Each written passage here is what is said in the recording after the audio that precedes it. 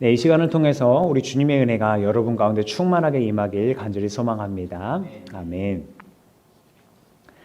지난주에는 우리가 주연절 후 첫 번째 주일을 맞아서 예수님께서 세례 받으시는 현장에서 그의 신성이 드러난 이야기를 보았습니다.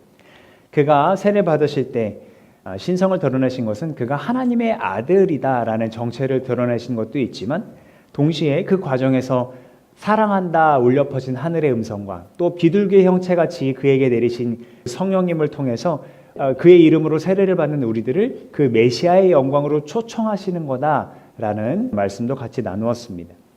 그 초청을 위한 잔치의 예고와 같은 사건이 한 혼인잔치에서 벌어지게 됩니다. 이 혼인잔치가 있었던 장소는 갈릴리의 가나라는 곳입니다. 예수님께서 유년 시절을 보내신 곳이 나사렛인데 나사렛에서 가나까지 그렇게 멀지 않습니다. 약 8km 정도 떨어져 있습니다. 그래서인지 예수님의 어머니 마리아는 벌써 그 혼인잔치에 가 있습니다. 아마 그 혼인잔치를 하는 집안과 지인 혹은 친척 관계가 아니었을까 추측을 해봅니다. 게다가 그 혼인잔치에서 문제가 발생했을 때 적극적으로 개입하는 모습을 보면 더 그런 추측을 강하게 합니다. 그 혼인잔치에서 발생한 문제란 뭐냐 하면 바로 여러분이 읽으신 바와 같이 포도주가 다 떨어졌다는 거예요. 지금도 그렇지 않습니까? 잔치 자리에서 음료와 술이 얼마나 중요합니까? 근데 그게 다 떨어졌다고 하니 잔치가 파토날 상황까지 갈 수 있는 거죠. 그때 마리아가 예수님에게 갑니다. 예수님도 그의 제자들과 함께 초청받아서 그 잔치 자리에 있었거든요.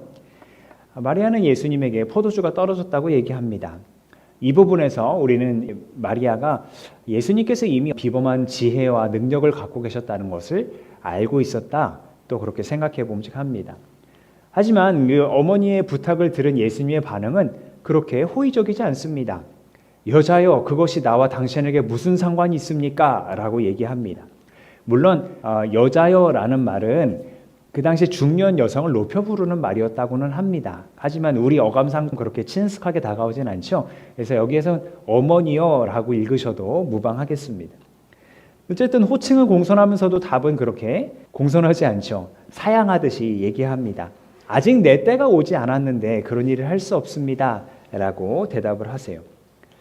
하지만 이 예수님을 30년 동안 길러온 어머니 마리아의 지혜였는지 예수님이 그렇게 말씀하셔도 별로 대꾸 안 하시고 옆에 있는 일꾼들에게 저 예수가 하는 말을 그대로 따라서 하십시오 라고 하고 마리아는 퇴장합니다.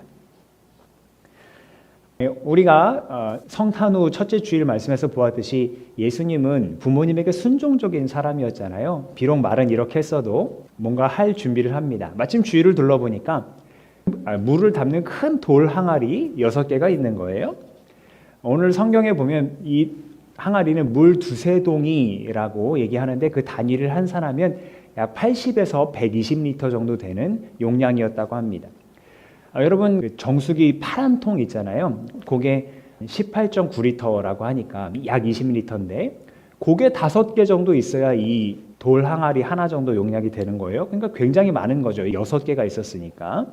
이 항아리의 원래 용도는 정결 예법을 위한 것이었다고 해요. 유대인들은 이 말씀에서도 보시는 바와 같이 나갔다 들어오면 손과 발을 씻었어야 했고요. 음식을 먹기 전에는 반드시 손을 씻었어야 했습니다.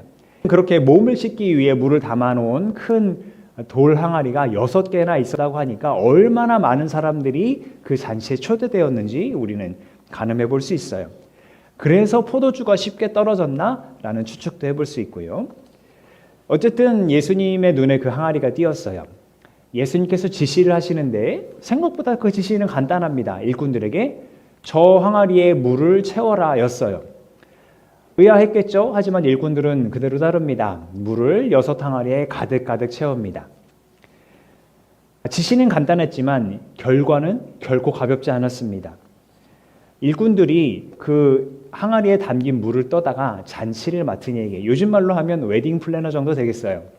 그 사람에게 갖다 줬는데 그 사람의 반응이 어땠을까요? 잔치를 맡은 이가, 이 웨딩 플래너가 신랑을 불러서 얘기하는 거예요. 누구든지 먼저 좋은 포도주를 내놓고 손님들이 취한 뒤에 덜 좋은 것을 내놓는데 그대는 이렇게 좋은 포도주를 지금까지 남겨두었구려. 감탄했어요. 야, 더 맛있는 거를 준다고? 라고 감탄했다는 거예요. 이 잔치를 맡은 이는 이 포도주가 어디서 나왔는지 알지 못했습니다. 하지만 물을 부었던 일꾼들은 알았죠. 그리고 그것을 지켜본 제자들은 예수님을 믿게 되었다라고 성경은 증언합니다. 예수님은 그렇게 영광을 받으셨어요. 비록 어머니 마리아에게는 아직 내 때가 이르지 않았습니다 라고 하셨지만 이내 표징을 일으키시고 영광 받으시는 그 모습에서 예수님이 때를 준비하고 계셨구나, 혹은 그 때를 향해 나아가고 계셨구나 라고 생각하게 됩니다. 이 때가 무엇인지에 대해서 알기 위해서는 우리가 오늘 이야기 앞에 부분을 다룰 필요가 있어요. 예수님이 지나가시는 모습을 보고 세례자 요한이 이렇게 얘기해요. 보시오, 세상 죄를 지고 간 하나님의 어린 양입니다. 이 이야기를 듣고 요한의 제자였던 안드레와 다른 제자가 예수님을 따라가서 만나요. 그리고 이 안드레는 자기 형제 시몬에게 찾아가서 우리가 메시아를 만났소 라고 이야기를 합니다. 그리고 그렇게 안드레와 시몬을 제자로 삼으신 예수님은 다음 날 빌립이라는 사람을 다시 제자로 부르시고 자기를 따르게 하시는데, 이 빌립이 나다나엘이라는 사람을 만나서 우리가 율법에 기록된 나사렛 출신의 그 메시아를 만났다라고 이야기를 합니다. 이 나다나엘은 예수님이 나사렛 출신이라는 거에 조금 미심쩍어 했어요. 나사렛에서 무슨 선한 것이 날 수 있겠냐 하고 말이죠.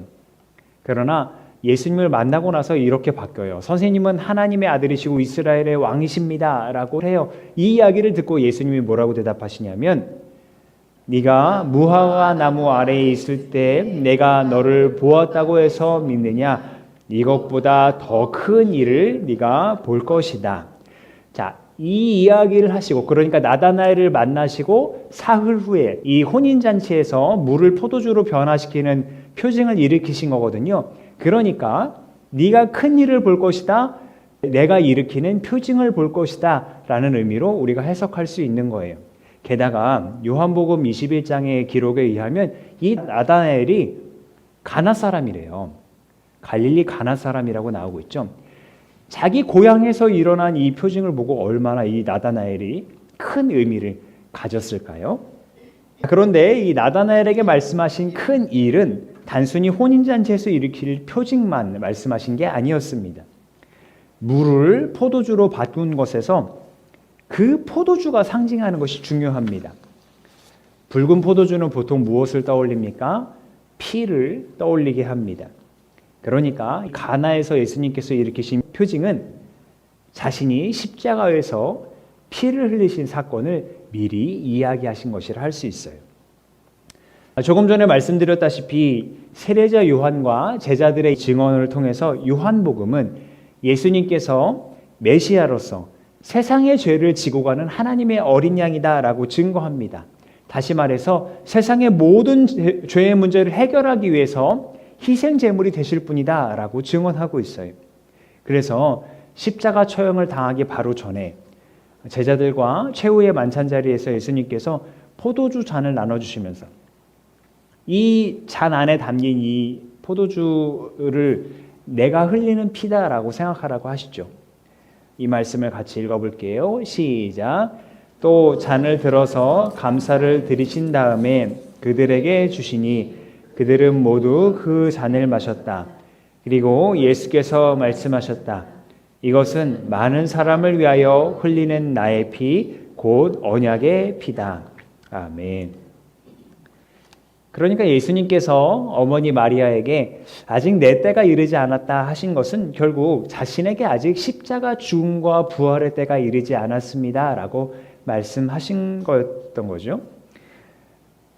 물을 포도주로 바꾸신 표징으로 인해서 영광을 드러내시고 제자들이 믿게 되었다 하는 것은 결국 십자가 위에서 피를 흘리심으로 인해서 세상의 모든 죄를 대신하시되 다시 살아나심으로써 영광을 받으시고 그것을 믿는 사람들이 영생을 얻게 하시려는 주님의 놀라운 구원 이야기의 맛보기와 같았다는 겁니다. 더 나아가 이 이야기는 메시아의 잔치를 상징하기도 합니다. 성경에서 혼인잔치는 구원에 대한 비유로 자주 사용됩니다. 오늘 읽었던 구약 말씀에서도 신랑과 신부 이야기가 나오고 혼인잔치에 대한 비유들이 등장하는 걸 알 수 있어요. 이것이 신약 성경으로 이어져서 예수님께서 하늘로 올라가시고 그가 다시 오실 때 우리는 그를 기다리는 신부다라는 표현이 많이 등장하는데요. 대표적으로 요한계시록 말씀을 볼 수 있어요. 우리 이 말씀 같이 읽어볼까요? 시작. 어린 양의 혼인날이 이르렀다. 그의 신부는 단장을 끝냈다. 신부에게 빛나고 깨끗한 모시옷을 입게 하였다. 이 모시옷은 성도들의 의로운 행위다. 또 그 천사가 나에게 말하였습니다. 어린 양의 혼인잔치에 초대를 받은 사람은 복이 있다고 기록하여라. 아멘. 그러니까 예수님께서 말씀하신 내 때란 십자가 죽음과 부활을 통해서 영광 받으실 때를 말씀하신 것이기도 하지만 동시에 그 십자가 희생을 통하여서 구원받은 백성들이 하나님 나라에서 함께 즐거워하고 기뻐할 회복의 시간을 말씀하는 것이기도 한 것입니다. 이야기를 맺겠습니다. 예수님은 일꾼들을 시켜서 정결 예법을 위해 물을 담아놓는 항아리에 물을 채우게 하셨지만 그 물을 반복적으로 다시 정결 예법을 위해 사용하지 않으셨습니다. 그 물은 혼인잔치에 가장 큰 문제를 해결할 수 있도록 포도주로 변화되어 그 잔치에 참여한 사람들을 기쁘게 했습니다. 항아리의 물은 오래된 정결법을 의미한다면 그 항아리에서 새롭게 퍼올린 포도주는 예수님께서 흘리신 피로 말미암은 새로운 정결법을 의미합니다. 아무리 그 항아리에 있는 물을 퍼올려서 손을 씻고 발을 씻는다 해도 완전히 깨끗이 될 수는 없었어요. 그러나 예수님의 피는 죄인을 깨끗하게 합니다. 그래서 예수님의 피로 깨끗하게 된 사람은 죄로 짓눌린 그 삶의 연약함과 고통에서 자유케 되어 기쁨을 누릴 수 있게 됩니다. 다시 말해서 율법이 아니라 예수 그리스도의 그 사랑의 법이 우리에게 임할 때에 우리는 십자가의 피로 깨끗하게 되어서 죄에서 자유하게 됩니다. 로마서 말씀 같이 보실까요? 제가 빠르게 읽겠습니다. 그러므로 그리스도 예수 안에 있는 사람들은 정죄를 받지 않습니다. 그것은 그리스도 예수 안에서 생명을 누리게 하는 성령의 법이 당신을 죄와 죽음의 법에서 해방하여 주었기 때문입니다. 육신으로 말미암아 율법이 미약해져서 해낼 수 없었던 그 일을 하나님께서 해결하셨습니다. 곧 하나님께서는 자기의 아들을 죄된 육신을 지닌 모습으로 보내셔서 죄를 없애시려고 그 육신에다 죄의 선고를 내리셨습니다. 아멘. 물을 포도주로 바꾸어 혼인잔치의 기쁨이 넘치게 하셨듯이 자신의 몸을 십자가에 내어주어서 그를 믿는 우리를 구원하시고 또 기쁨으로 영생을 누리게 하시는 주님께 감사와 찬양을 올려드리는 우리 모두가 되기를 간절히 바랍니다. 아멘. 기도하겠습니다.